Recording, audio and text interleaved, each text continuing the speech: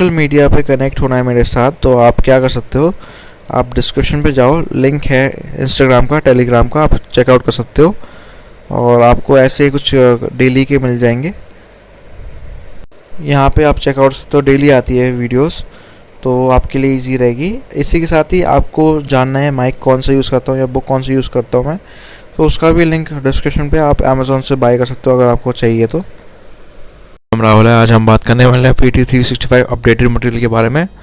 तो last lecture है जो इसका है आपका एक्सटेंडेड, इसमें हमने इकोनॉमी स्टार्ट करा था, इसमें हमने इंफ्रास्ट्रक्चर तक कंप्लीट कर लिया था। पहला जो उसका है इंफ्रास्ट्रक्चर का पहला नेशनल अर्बन डिजिटल मिशन तक हमने कंप्लीट कर लिया था।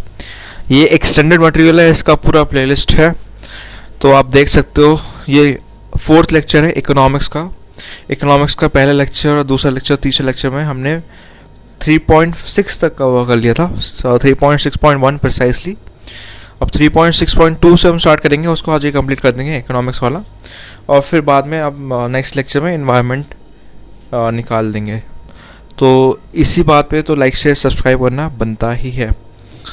और यहाँ पे आपको ये जानना ज़रूरी है कि UPSC प्रीलिम्स जो है 10 अक्टूबर आ चुका है, बहुत ही नज़दीक आ गया है, तो आप बस रिवीजन पे ज़्यादा फोकस करना। और यहाँ पे हम बस स्टार्ट करने वाले हैं। लॉजिस्टिक सेक्टर से हम स्टार्ट कर रहे हैं। तो लॉजिस्टिक डिवीज़न जो है मिनिस्ट्री ऑफ कॉमर्स इंडस्ट्री ने अनवेल करा है प्लान फ्राइट स्मार्ट सिटीज़ का। स्कीम में क्या है, ये 10 सिटी से स्टार्ट हो रहा है जो डेवलप करेंगे फ्राइट स्मार्ट सिटीज़। इसमें एक इंस्टीट्यूशनल मैकेनिज्म जो इन्वॉल्व करता है गवर्नमेंट, प्राइवेट स्टेक होल्डर्स जैसे लॉजिस्टिक सर्विस प्रोवाइडर्स हैं, यूज़र्स हैं, सिटीजन है, वो सेटअप होंगे यहाँ पे। इनहांस करता है अर्बन फ्राइट सिस्टम को, और ये बेसिकली 4 कैटेगरी में डिवाइड करेगा: vehicle use optimisation, infrastructure development, demand and land use planning, और टेक्नोलॉजी अडॉप्टेशन या अडॉप्शन जो भी है। तो ये 4 चीज़ इंपॉर्टेंट है। यहाँ पे लॉजिस्टिक्स इंडस्ट्री की बात करें इंडिया में, तो करेंटली ट्रांसपोर्टेशन जो है वो क्रूशल सेक्टर है। क्रूशल इसमें लॉजिस्टिक्स होती है, लॉजिस्टिक्स एक्टिविटी जो कि अकाउंट करती है 50 to 60% लॉजिस्टिक्स कॉस्ट, जो कि फॉलोड बाय वेयर हाउसिंग। इसके बाद वेयर हाउस आता है। और ट्रांसपोर्टेशन में बड़ी सारी चीज़ होती है, उसमें सबसे ज़्यादा जो मेजर चीज़ है वो आपका लॉजिस्टिक्स है। तो यहाँ पे लॉजिस्टिक्स कैसे डिस्ट्रीब्यूशन हो रहा है उसको हम समझ लेते हैं। तो यहाँ पे जो ट्रांसपोर्टेशन है वो तो मेजर चंक है। इसके अलावा जो आपका 24% है वो आपका वेयर हाउसिंग है, ठीक है। 5% वैल्यू एडेड लॉजिस्टिक्स है, और फ्राइट फॉरवर्डिंग है 10%, ठीक है। इसमें 36% रोड है, 19% रेल है, और 1% एयर है, एयर ट्रांसपोर्ट की बात कर रहा है, और 5% जो है वाटर ट्रांसपोर्ट है। तो मेजर जो ट्रांसपोर्टेशन है वो रोड है ऑब्वियसली, उसके बाद रेल है हमारी, और उसके बाद वाटर है, और फिर एयर है। यहाँ पे जो साइज़ है लॉजिस्टिक्स इंडस्ट्री का इंडिया का प्रेजेंटली 215 बिलियन का है, जो प्रोवाइड करता है मोर देन 22 मिलियन पीपल को एम्प्लॉयमेंट और लाइवलीहुड प्रोवाइड करता है। और ये इम्प्रूव करता है सेक्टर फैसिलिटेशन, 10% डिक्रीज आता है इनडायरेक्ट कॉस्ट जो लॉजिस्टिक कॉस्ट पे आती है, जिसकी वजह से इकोनॉमी ग्रोथ जो है बढ़ जाती है। जो ग्रोथ होती है एक्सपोर्ट की वो 5 to 8% रहती है ग्रोथ। इसके अलावा इन्वेस्टमेंट बढ़ती है, ट्रेड बढ़ता है, जिससे एक हेल्दी आउटलुक आता है इंडियन फ्राइट सेक्टर का। यहाँ पे पोर्ट कैपेसिटी की बात करें तो वो ग्रो करेंगे at CAGR 5 to 6% by 2022। Indian railway का ये एम है कि वो फ्राइट टैरिफ को बढ़ा दे फ्रॉम 1.1 बिलियन से 3.3 बिलियन टन तक 2013 तक, ठीक है। तो 2017 के हिसाब से 1.1 बिलियन था, और उसको 3 गुना कर देंगे 13 साल में, 3.3 बिलियन हो गया 2030 में।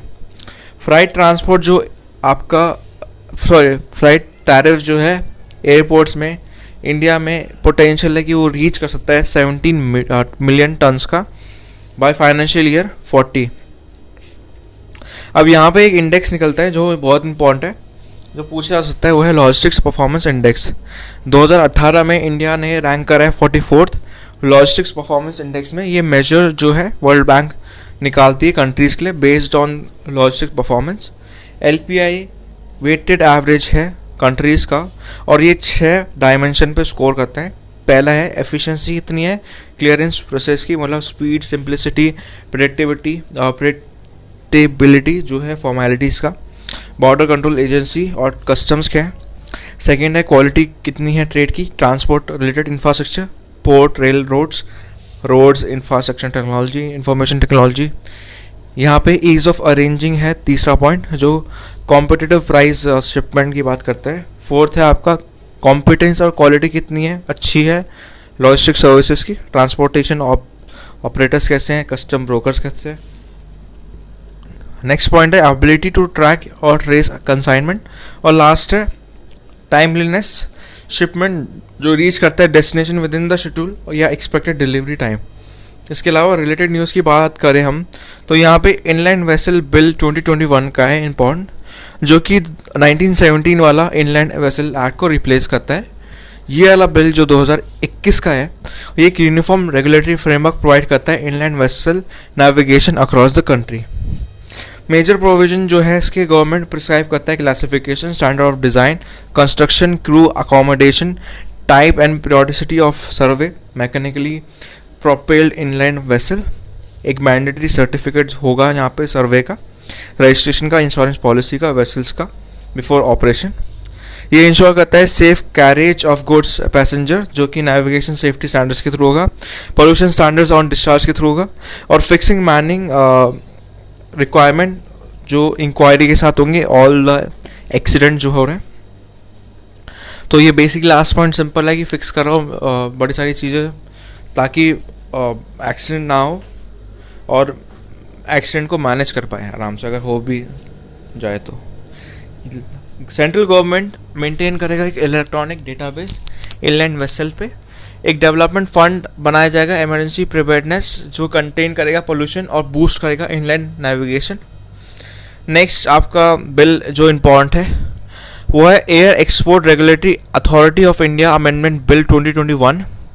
ये अमेंड करता है 2008 का airport economic regulatory authority of India act 2008 को, जो कि इस्टेब्लिश करता है एयरपोर्ट इकोनॉमिक रेगुलेटरी अथॉरिटी को, जिसका एब्रिविएशन है AERA। AERA क्या करता है, रेगुलेट करता है टैरिफ को और बड़े सारे चार्जेस जो एरोनॉटिकल सर्विस पर रहते हैं मेजर एयरपोर्ट्स में इंडिया में। इसका मेजर प्रोविजन जो है एक्सटेंड करता है डेफिनेशन मेजर एयरपोर्ट्स की। गवर्नमेंट डिज़ाइन करती है कोई भी airport as a major airport notification के थ्रू।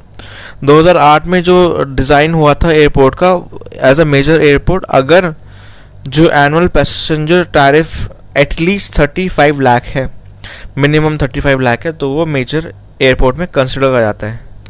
ग्रुपिंग जो एयरपोर्ट्स की है नोटिफाई करता है group as a major airport. यहाँ पे ये बिल ग्रुप करता है profitable airport with non profitable ones, तो ये करता है, ये चीज़ नहीं है इसमें। नेक्स्ट है इंडाइसिस। इंडाइसिस बहुत ही ज़्यादा इंपॉर्टेंट हो जाते हैं, कुछ भी पूछ सकता है यूपीएससी, इवन स्टेट पीसीएस में भी पूछ सकता है इंडाइसिस। तो यहाँ पे जैसे मुझे याद है ग्लोबल हंगर इंडेक्स से पूछ लिया था 2019 में यूपी पीसीएस में, अगर आप पेपर देखो तो ग्लोबल मैन्युफैक्चरिंग रिस्क इंडेक्स की बात करें तो यहाँ पे cumin and Wakefield 2021 global manufacturing risk index की रिपोर्ट के हिसाब से इंडिया ने ओवरटेकन कर दिया है यूएसए को to become second most sought after manufacturing destination globally. तो ये बहुत ही अच्छी बात है इंडिया के लिए। तो ये रिपोर्ट कौन सी रिपोर्ट है, ग्लोबल मैन्युफैक्चरिंग रिस्क इंडेक्स, जो कि क्यूमन एंड वेकफील्ड की तरफ से निकली है।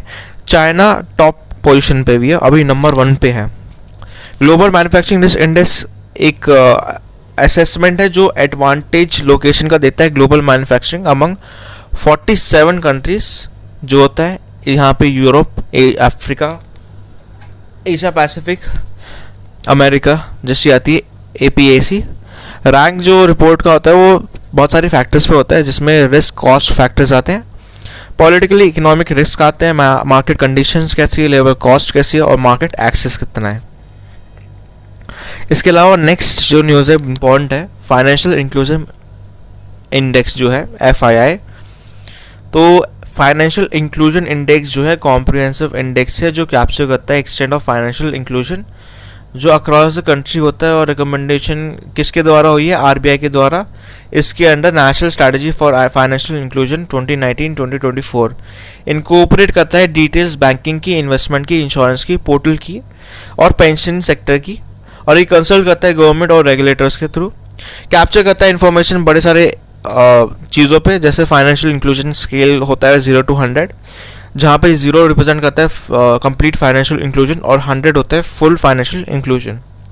तो FI इंडेक्स जो है अगर बात करो 2021 का इस 53.9, तो ये 53.9 है।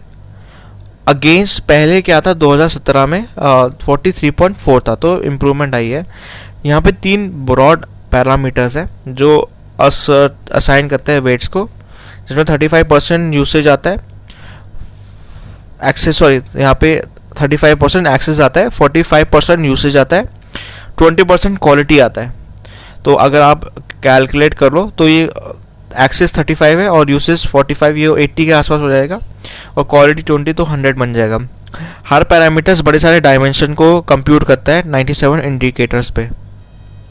इसके अलावा इन FI का कोई बेस ईयर नहीं होता, ठीक है। बेस ईयर मतलब कि कंपैरिजन के लिए जब हम बेस ईयर लेते हैं, जैसे 2011 लेते हैं, अब जो सर्वे आएगा 2021 का वो अलग है, तो जनरली 2011 का लेते हैं बेस ईयर। और तो ये बेसिकली इसमें कोई बेस ईयर वैसा नहीं होता, जो रिफ्लेक्ट करता है क्यूमुलेटिव एफर्ट्स स्टेक होल्डर्स का बड़े सारे ईयर्स में फाइनेंशियल इंक्लूजन पे।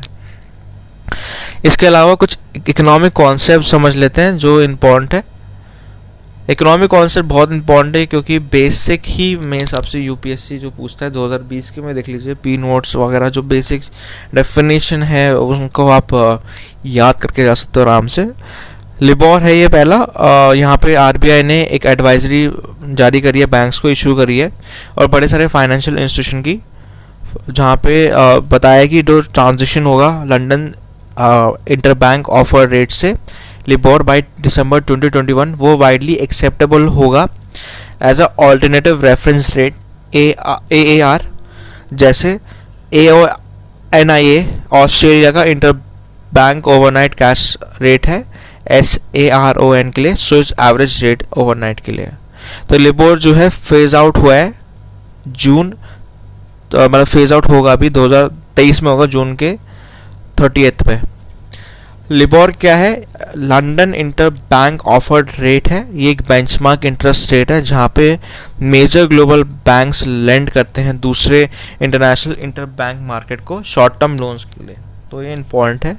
सेकंड है आपका लॉन्जिटिविटी फाइनेंस, तो यहाँ पे IFSCA international financial services central authority ने कंटिन्यू करा है एज अ एक्सपर्ट कमिटी जो रिकमेंड कर रहे हैं approach towards development of longevity finance hub.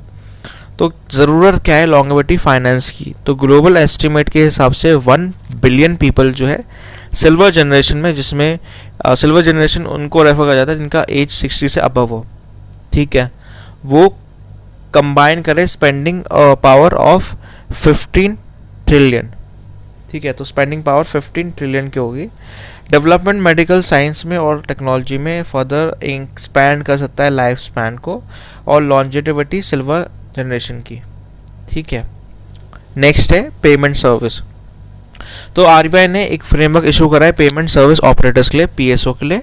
Framework जो इशू होता है इस प्रोविजन के लिए, पेमेंट एंड सेटलमेंट एक्ट 2007 के लिए, वो आपका PSO देखता है, payment settlement related activities PSO देखता है। PSO क्या है, पेमेंट सर्विस ऑपरेटर्स।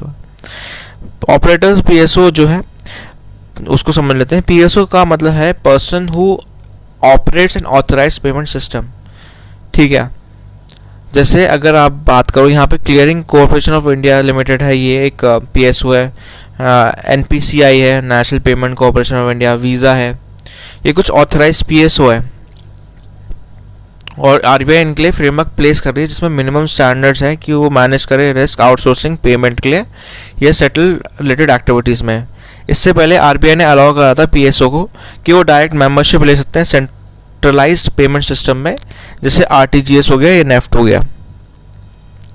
अब इसके लास्ट पार्ट में जा रहे हैं हम इकोनॉमिक्स के, फिर हम इसको ओवर कर रहे हैं। इसमें 3 ही पार्ट है और फिर हम नेक्स्ट लेक्चर में एनवायरनमेंट स्टार्ट करेंगे। Economic organisation and initiative news में कौन कौन सी रही है, ये बहुत ज़्यादा इंपॉर्टेंट बन जाता है। पहला है Africa open deal data for the environmental agriculture land initiative. तो ये इनिशिएटिव अफ्रीका ने निकाला है, जो पहला कॉन्टिनेंट था जिनने कंप्लीट करा है collection of accurate comprehensive harmonised digital land use and digital use change data. ये डेटा कलेक्ट करता है, एनालाइज करता है। इनिशिएटिव जो फूड एंड एग्रीकल्चर ऑर्गेनाइजेशन और अफ्रीकन यूनियन कमीशन ने लिया है, दोनों ऑर्गेनाइजेशन इंपॉर्टेंट है। इसने रिवील ये करा है कि 7 बिलियन ट्रीज जो आउटसाइड फॉरेस्ट है for the first time disclose करते हैं, बड़े सारे ट्रीज जो एरेबल लैंड में जो प्रीवियसली डिटेक्टेड हुए हैं। इसके अलावा जो नेक्स्ट न्यूज़ है सिक्योर लॉजिस्टिक डॉक्यूमेंट एक्सचेंज है SLDE। तो स्लाइड का आप वैसे याद कर सकते हो, आई नहीं है बस। तो यहाँ पे secure logistic document exchange part है डिजिटल इनिशिएटिव का, जो इम्प्रूव करता है लॉजिस्टिक्स एफिशिएंसी, रिड्यूस करता है लॉजिस्टिक कॉस्ट, और गवर्नमेंट ने इसको लॉन्च करा है SLDE को।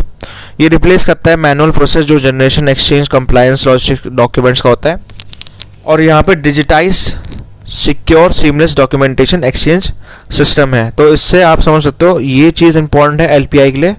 लॉजिस्टिक्स परफॉर्मेंस इंडेक्स जो हमने पहली बात करी थी उसको भी इम्प्रूव करता है। तो गवर्नमेंट का मेरे हिसाब से इंटेंशन यही है डिजिटल बनाने का।